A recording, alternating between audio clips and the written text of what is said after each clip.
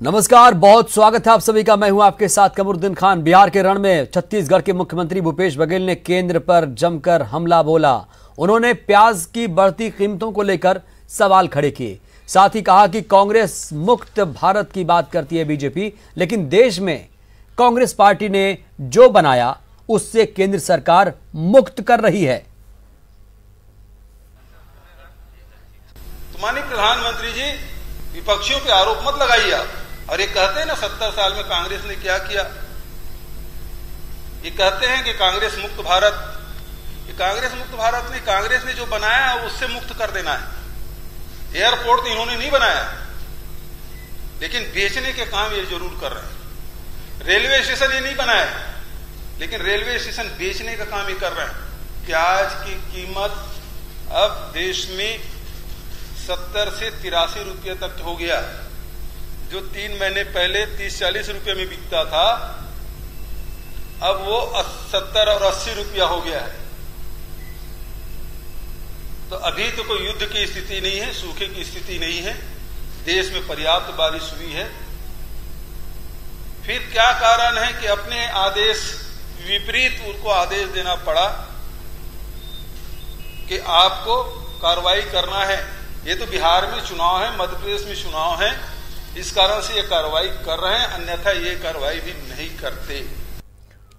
इधर पूर्व मंत्री बृजमोहन अग्रवाल ने स्वास्थ्य मंत्री टीएस सिंहदेव को इस्तीफा देने की नसीहत दी। अग्रवाल का कहना है कि टीएस सिंहदेव को मंत्रिमंडल से इस्तीफा देकर सड़क की लड़ाई लड़नी चाहिए। उन्होंने कहा कि सिंहदेव जी बोलते ही रहते हैं, मगर अपनी ही सरकार में उनकी कोई नहीं सुनता है। कोल्ड स्टोरेज होगा। आप लोग इस मुद्दे में क्यों नहीं बोल रहे हैं उनके पिताजी जो राम सीता के बारे में? देखिए, टीएस सिंहदेव जी बेचारे बोलते रहते हैं, पर उनकी कोई सुनवाई नहीं है और उनकी कोई सुनता भी नहीं है। मैं तो कहूँगा कि टीएस सिंहदेव जी बार बार इस्तीफा देने की बात, सुनवाई की बात, लोगों के साथ न्याय होने की बात करते हैं। वो घोषणा पत्र समिति के प्रमुख रहे हैं और टीएस सिंहदेव जी को अगर इस सरकार को सबक सिखाना है तो उनको मंत्रिमंडल से इस्तीफा दे के आके और सड़क की लड़ाई लड़नी चाहिए। नहीं, इन्होंने तो पूरे छत्तीसगढ़ में। तो ये हैं पूर्व मंत्री बृजमोहन अग्रवाल साहब जो कह रहे हैं कि स्वास्थ्य मंत्री टीएस सिंहदेव को इस्तीफा दे देना चाहिए। ये वो दरअसल नसीहत दे रहे हैं। अग्रवाल का कहना है कि टीएस सिंहदेव को मंत्रिमंडल से इस्तीफा देकर सड़क की लड़ाई लड़नी चाहिए। उन्होंने कहा कि सिंहदेव जी बोलते ही रहते हैं, मगर अपनी ही सरकार में उनकी कोई नहीं सुनता है। तो बीजेपी के वरिष्ठ नेता इस तरह के एक आरोप भी लगा रहे हैं, साथ ही साथ सिंहदेव साहब को नसीहत दे रहे हैं कि उन्हें इस्तीफा देना चाहिए, मंत्रिमंडल से इस्तीफा देकर सड़क की लड़ाई लड़नी चाहिए। कहा कि सिंहदेव जी जो बोलते हैं उनकी कोई नहीं सुनता।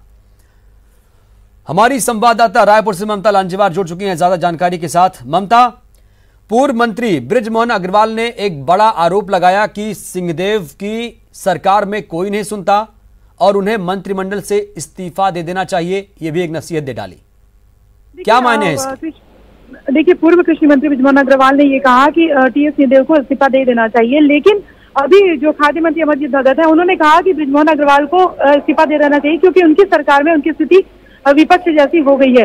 जाहिर तौर पर बृजमोहन अग्रवाल का कहना था कि टीएस सिंहदेव की कोई सुनता नहीं है और वो लगातार अपनी जो बात रखने की कोशिश कर रहे हैं। और चूंकि वो घोषणा पत्र समिति के अध्यक्ष थे, ऐसे में जनता के उसको देखते हुए उन्हें इस्तीफा दे देना चाहिए और उनको सड़क पर जो है वो लड़ाई लड़नी चाहिए। और क्योंकि वो जनता के प्रतिनिधि हैं, ऐसे में उन्हें अपनी सरकार के खिलाफ सड़क की लड़ाई लड़नी चाहिए। तो जाहिर तौर पर बीजेपी हो चाहे कांग्रेस हो, उसमें इस्तीफे मांगने का दौर शुरू हो गया है। और अभी अमरजीत भगत ने कहा कि बृजमोहन अग्रवाल को इस्तीफा दे देना चाहिए कि उनकी पार्टी में उनकी स्थिति विपक्ष जैसी हो गई है। जी ममता, लेकिन ये बात आखिर उठी कैसे? क्या वाकई सिंहदेव की कोई नाराजगी है सरकार से?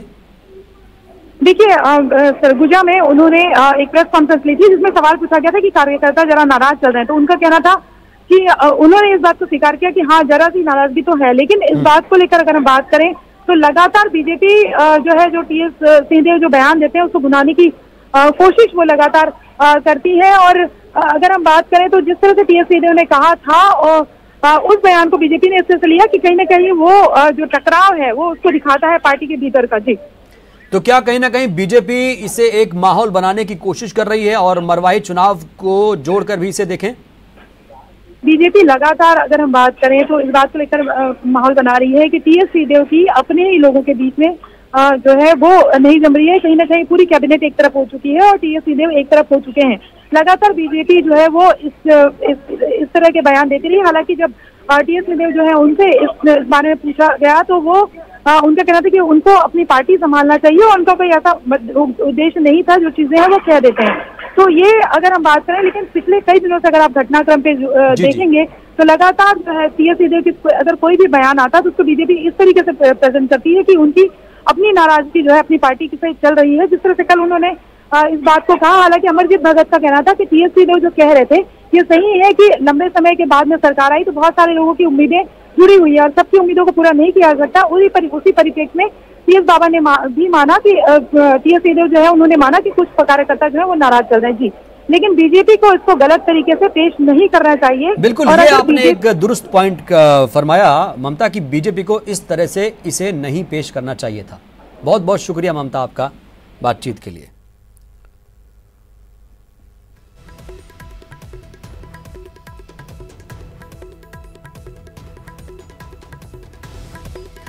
और पूर्व कृषि मंत्री बृजमोहन अग्रवाल ने आरोप लगाया कि कांग्रेस सरकार अधिकारियों को ताश के पत्ते की तरह फेंट रही है। राज्य में डीजीपी बदलने की सुगबुगाहट को लेकर उन्होंने निशाना साधा। पहले सुनते हैं।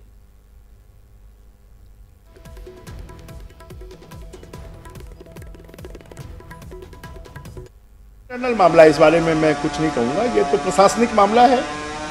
सरकार किसको डीजीपी रखना चाहती, किसको नहीं रखना चाहती, सरकार किसके माध्यम से अपना हित साधन करना चाहती, किसके माध्यम से नहीं करना चाहती। सरकार अपने एजेंडे को पूरा करने के लिए अधिकारियों को ताश के पत्ते की तरफ फेंट रही है और उसी के कारण पूरे छत्तीसगढ़ की प्रशासनिक व्यवस्था ठप पड़ी हुई है। नहीं, इन्होंने तो पूरे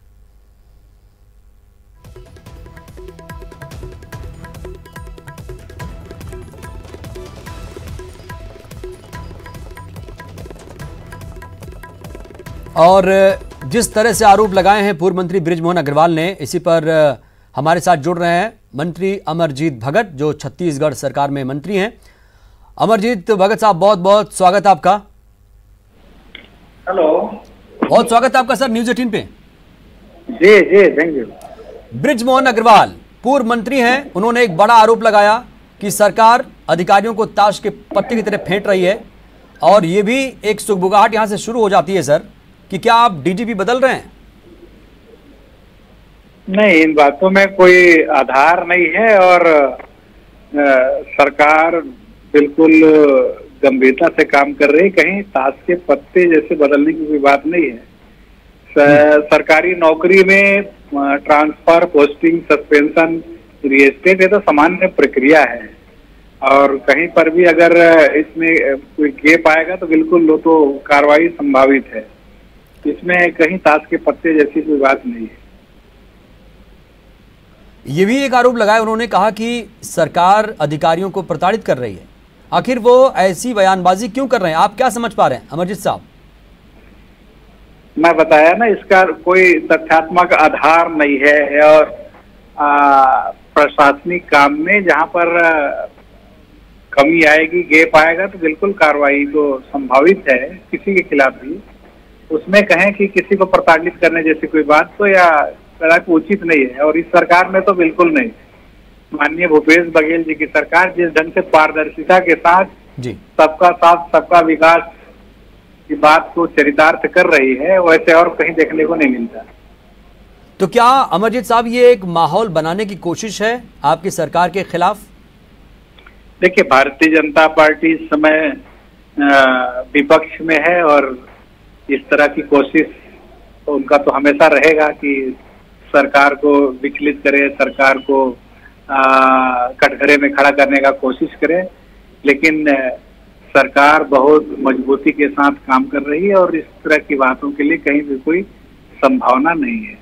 उन्होंने टीएस सिंहदेव को भी नसीहत दिया, कहा कि उन्हें मंत्रिमंडल से इस्तीफा देकर सड़क की लड़ाई लड़नी चाहिए।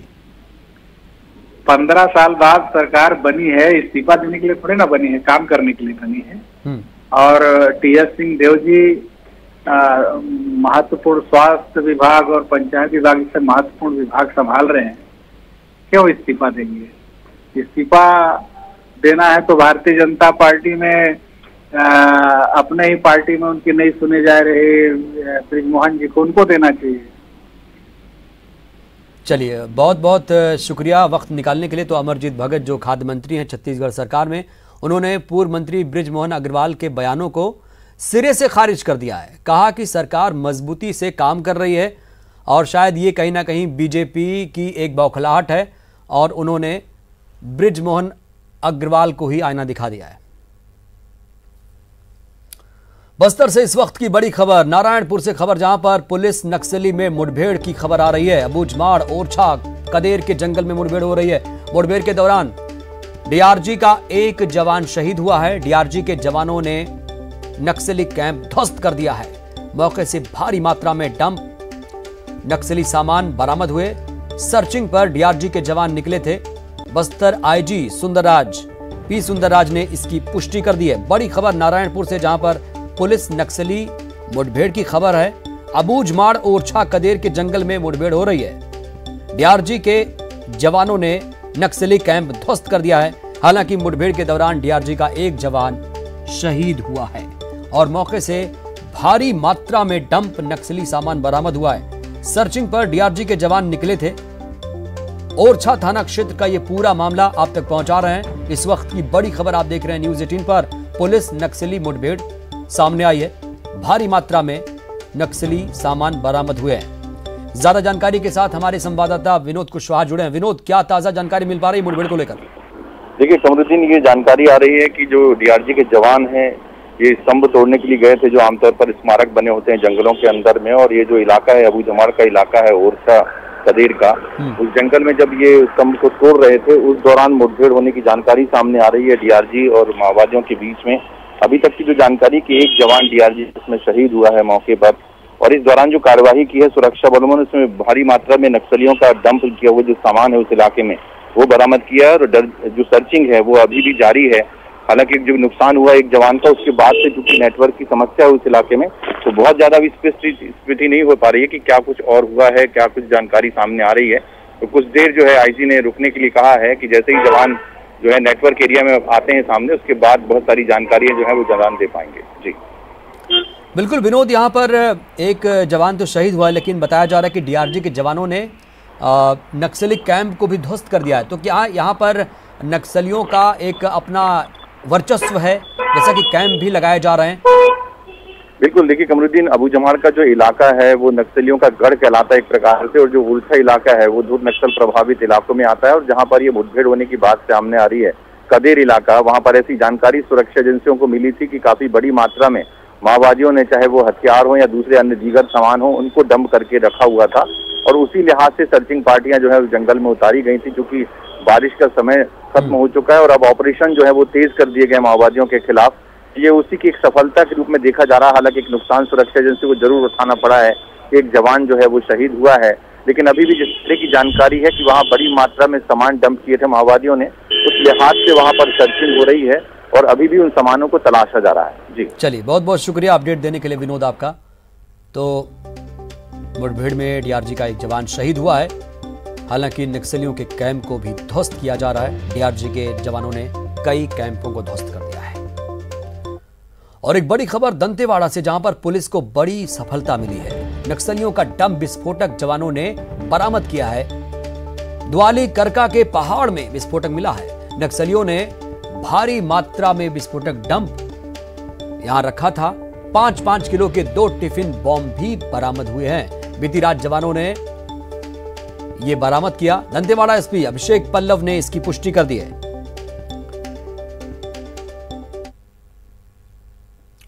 रायगढ़ से खबर, जहां पर ज्वेलरी दुकान में सेंधमारी की खबर सामने आ रही है। घरघोड़ा के बंजाली ज्वेलर्स में सेंधमारी की खबर सामने आ रही है। अज्ञात चोरों ने इस चोरी की वारदात को अंजाम दिया। दीवार तोड़कर लाखों की ज्वेलरी की चोरी की। मौके पर पहुंची घरघोड़ा पुलिस पूरे मामले की जांच कर रही है।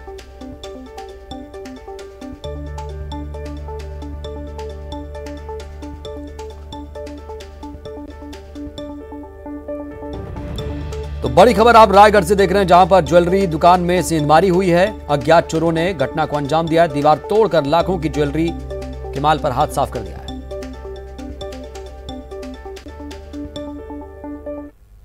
और राजधानी रायपुर में 72 लाख की धोखाधड़ी सामने आई। धोखाधड़ी का आरोपी हालांकि गिरफ्तार कर लिया गया है। दूसरे की जमीन बेचने का आरोप है। फर्जी दस्तावेज तैयार कर जमीन बेची थी। शंकर नगर की जमीन को बेचकर धोखाधड़ी किया। सिविल लाइन पुलिस ने आरोपी को गिरफ्तार कर लिया है। भिलाई के रहने वाले आरोपी अजमेरा सिंह को पुलिस ने गिरफ्तार कर लिया है। राजधानी में 72 लाख की धोखाधड़ी, और जो आरोपी है उसका नाम अजमेरा सिंह है, जिसे पुलिस ने भिलाई से गिरफ्तार किया है। सिविल लाइन पुलिस ने बड़ी कामयाबी हासिल की है। शंकर नगर की जमीन बेचने का इस पर आरोप है, धोखाधड़ी किया। कवर्धा से खबर, जहां पर कवर्धा की पूर्व विधायक रानी शशि प्रभा देवी का निधन हो गया। देर रात उन्होंने आखिरी सांस ली। 2 बार वो कवर्धा की विधायक रह चुकी हैं। राम राज्य परिषद और कांग्रेस की टिकट पर चुनाव जीती थी। पूर्व विधायक योगेश्वर राज सिंह की मां हैं शशि प्रभा देवी। ब्रेक के बाद हाजिर हूं। पूर्व मुख्यमंत्री रमन सिंह का भूपेश सरकार पर बड़ा तंज देखने को मिला। ट्वीट कर लिखा कि रंग सियार का धीरे धीरे उतर रहा है, पापों का घड़ा भी तुम्हारा भर रहा है। पहले स्कूल ड्रेस बनाने का काम बंगाल के कारीगरों को दिया। अब जल जीवन मिशन में अरबों का काम बाहरी ठेकेदारों को दे दिया गया। भूपेश बघेल का छत्तीसगढ़ प्रेम सिर्फ दिखावा है, असल मकसद तो भ्रष्टाचार कर जेब भरना है।